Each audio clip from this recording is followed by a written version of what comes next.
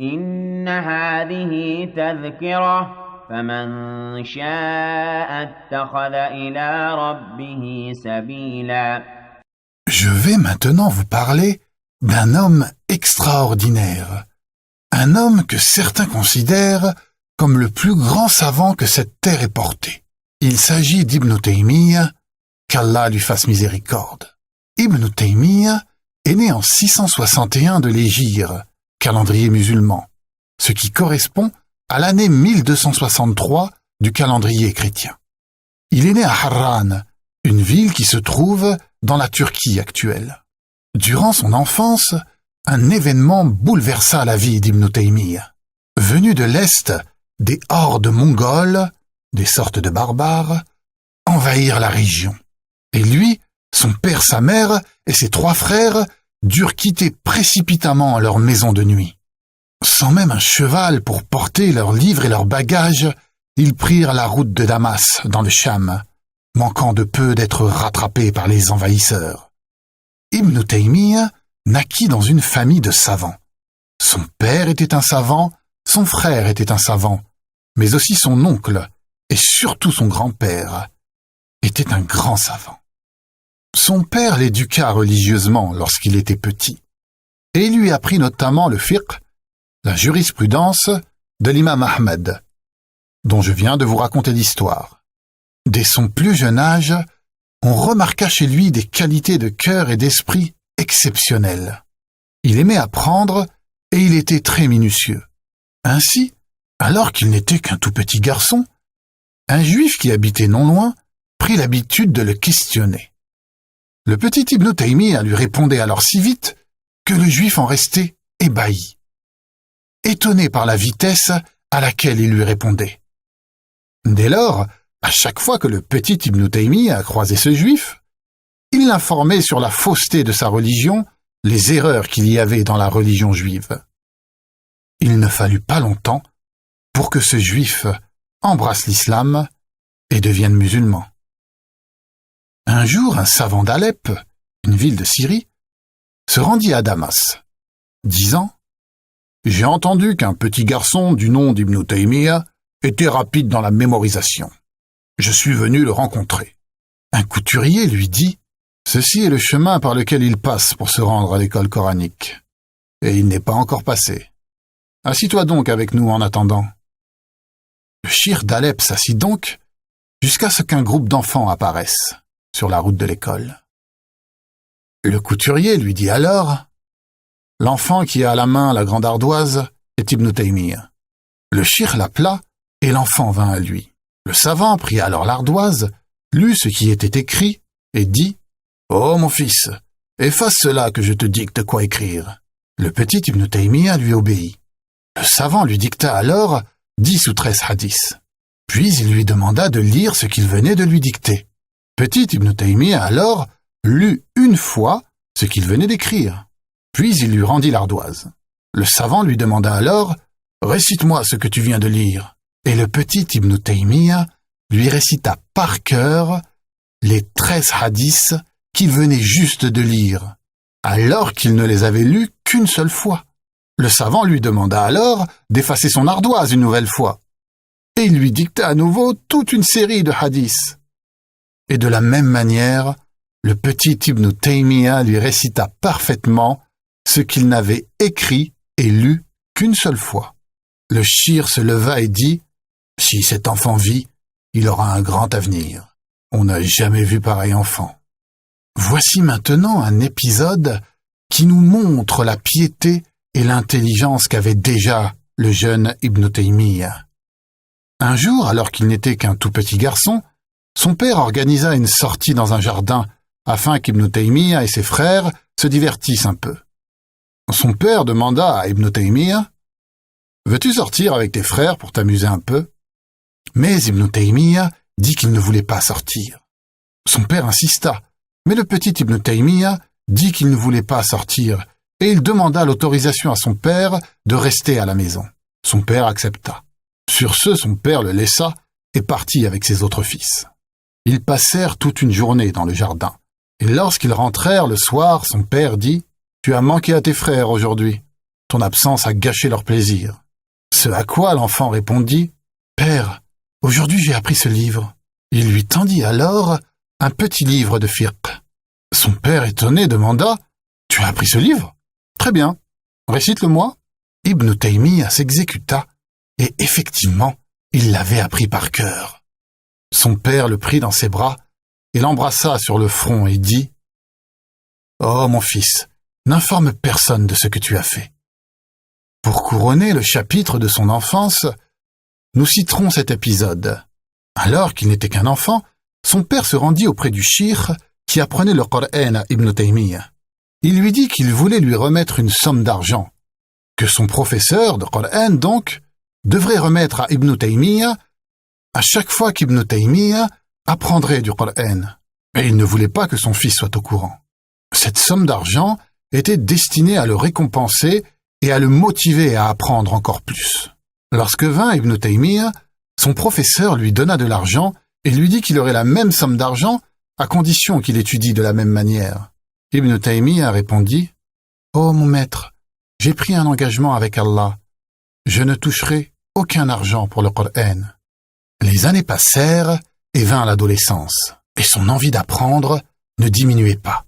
Bien évidemment, il avait appris le Coran par cœur durant son enfance, et il avait des bases très solides dans le domaine religieux. Il se lança dans l'apprentissage de l'exégèse du Coran, du fiqh, du hadith, de la langue arabe et d'autres sciences encore. Il entendit plusieurs fois des livres de hadith, comme celui d'Al-Bukhari, de Muslim et Al-Musnad de l'imam Ahmed. À chaque fois qu'il lisait un livre, il le retenait par cœur. Son pouvoir de mémorisation était extraordinaire. Le jeune Ibn Taymiyya étudia auprès de 200 savants environ. Il lui arrivait aussi d'étudier seul et de lire les livres des anciens savants. Il excellait aussi dans la langue arabe, les mathématiques et même l'astronomie. Il était tellement en avance que personne ne s'étonna qu'à l'âge de 19 ans, il prononce ses premières fatwas, ses avis juridiques. À 21 ans, il donnait ses premiers cours. Un jour, quelqu'un lui dit « Je ne pensais pas qu'Allah créerait encore quelqu'un comme toi. » On lui avait donné le titre de Cheikh l'Islam, le cheikh de l'islam, le savant de l'islam. Si les savants lui donnèrent ce titre, c'est qu'il était le maître des maîtres dans tous les domaines. Quand on l'interrogeait, par exemple, sur le Coran, ses réponses étaient tellement brillantes qu'on pensait qu'il était le seul spécialiste au monde. Et quand on l'interrogeait sur les hadiths, pareillement, vous pensiez qu'il était le plus grand spécialiste au monde. De même pour la croyance, la jurisprudence et les autres branches de la religion. Ibn Taymiyya était blanc de peau. De taille moyenne, il avait de larges épaules. Il avait des cheveux noirs qui descendaient jusqu'au bas des oreilles, et ses yeux étaient très expressifs. Il avait aussi une voix portante. Il ne s'est jamais marié et n'eut donc aucun enfant. Il n'avait que très peu d'argent. C'était son frère qui s'occupait de ses besoins. Très pieux, il a consacré sa vie à Allah. Quand il voyait un pauvre dans la rue, il lui donnait de l'argent. Et s'il n'avait pas d'argent, il lui donnait l'un de ses vêtements, même s'il avait très peu d'habits. Lorsqu'il se rendait à la mosquée, où il donnait ses cours, c'était lui qui portait ses livres et ceux de ses élèves. Ses élèves étaient très gênés et demandaient au cheikh de les laisser porter les livres. Mais il refusait et répondait « Quand bien même je les porterais sur ma tête, cela serait convenable. Qu'aurais-je à ne pas porter les paroles d'Allah et de son prophète, sallallahu alayhi wa sallam ?» Ibn Taymiyya était aussi un guerrier. Il combattit notamment les Mongols. Au cœur de la bataille, il était comme un pilier. Il encourageait les hommes. Lorsqu'il était à cheval, il tournait autour de ses adversaires, tel le plus valeureux des guerriers. Le cheikh était tellement savant que cela en énervait plus d'un, car il avait réponse à tout. Il était impossible de gagner un débat avec lui, d'où la rancune et la haine de certains. Un jour, il eut affaire à des soufis qui ne respectaient pas la loi d'Allah. Ces soufis pensaient qu'ils avaient le droit de parler durant leurs prières et qu'ils étaient au-dessus des lois d'Allah. Ils marchaient sur le feu et domptaient les serpents, ce qui impressionnait les gens. Les gens pensaient que ces soufis avaient des pouvoirs extraordinaires et que cela venait de la bénédiction d'Allah. Le shir, cependant, dit que cela n'était pas vrai, et il comptait le prouver, devant l'émir, le prince. Rendez-vous fut pris, et les soufis, l'émir, les gens et Ibn Taymiyya se retrouvèrent à un endroit.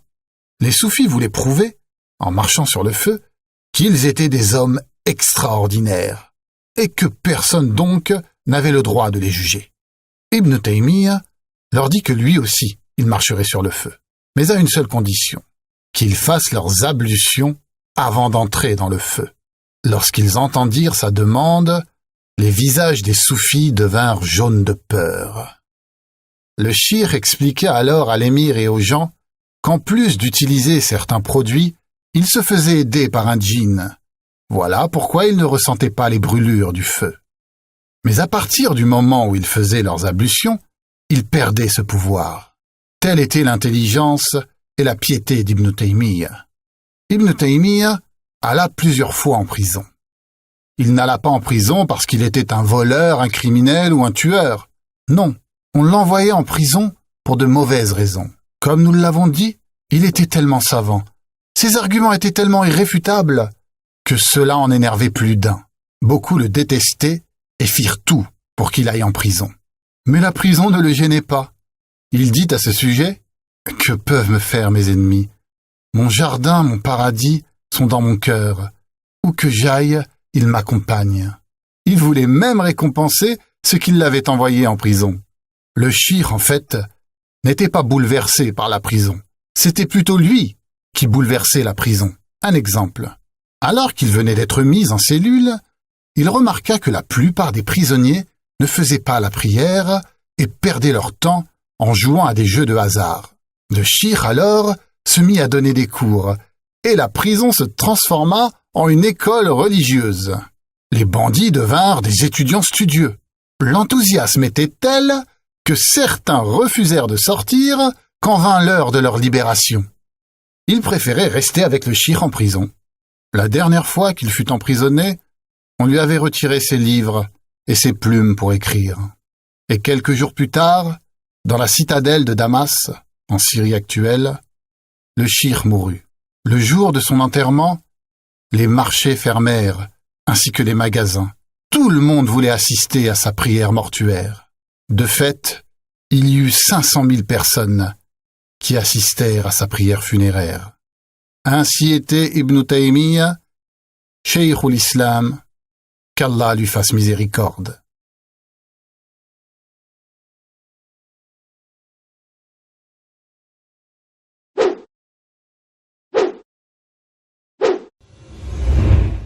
Soutenez le projet Jannah TV et abonnez-vous pour voir les dernières vidéos.